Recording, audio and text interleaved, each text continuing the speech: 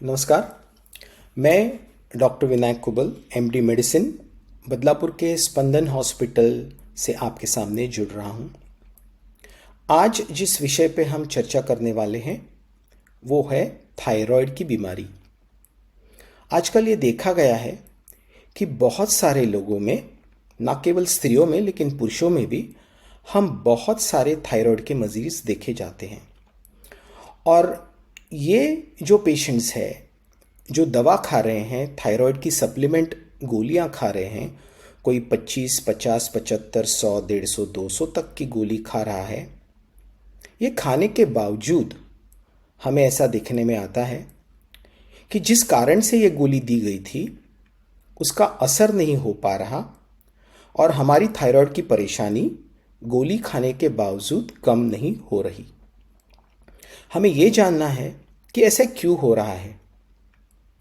पहले के ज़माने में जब नमक के अंदर आयोडीन नहीं हुआ करता था, गवर्नमेंट की कंपल्शन नहीं थी, तब बहुत सारे लोगों को आयोडीन की डेफिशिएंसी, आयोडीन की कमी की वजह से थायराइड होता था।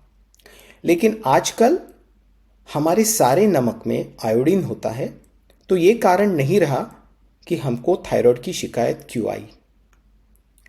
ऐसे व्यक्ति जिनका वज़न बड़ा है, जिनके बाल झड़ रहे हो, औरतों की अगर मासिक समस्या बढ़ रही हो, डिप्रेशन या निराशा में हम रह रहे हो, कुछ करने का उत्साह नहीं रह रहा है, लो एनर्जी फील करना, ये सारे थायराइड्स के सिम्टम्स हैं। और जब आप इन सिम्टम्स को या इन तकरारों के साथ आपके डॉक्टर के पास जाते हो और कोई थायराइड की टेस्ट करता है और थायराइड की दवा शुरू की जाती है रिपोर्ट देख के, उसके बाद में अगर हमारा वज़न कम नहीं हुआ, अगर जिस समस्या से हम डॉक्टर के पास गए थे उस समस्या का समाधान आपको नहीं मिल रहा, तो ये सोचने की ज़रूरत है कि क्या कोई अलग चीज़ हमारे थायराइड को परेशान करती है।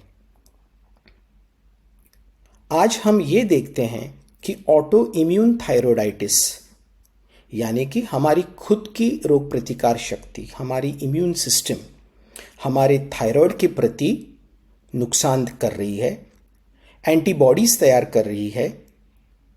हमारे थायराइड को वो हमारा नहीं समझकर दूसरे का समझ में, उसके वजह से, जिसको हम मॉलिक्यूलर मिमिक्री कहते हैं, उस वजह से हमारी ही इम्यून सिस्टम हमारे थायराइड को नुकसान पहुंचाती है। तो ये जो TPO एंटीबॉडीज़ या एंटी थायरोग्लोबुलिन एंटीबॉडीज़ या एंटी TSH रिसेप्टर एंटीबॉडीज़, ये सब एंटीबॉडीज़ की टेस्ट कोई भी थायराइड के मरीज़ में करना बहुत ज़रूरी है। क्योंकि अगर ये टेस्ट आपके पॉजिटिव आते हैं तो सिर्फ थायरॉक्सिन की गोली खाकर आपकी समस्या कम नहीं होगी।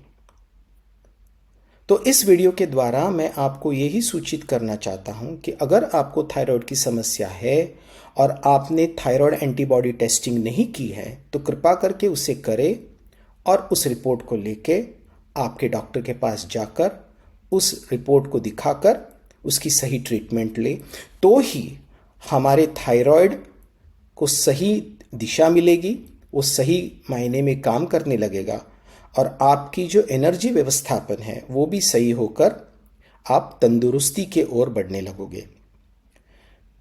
धन्यवाद।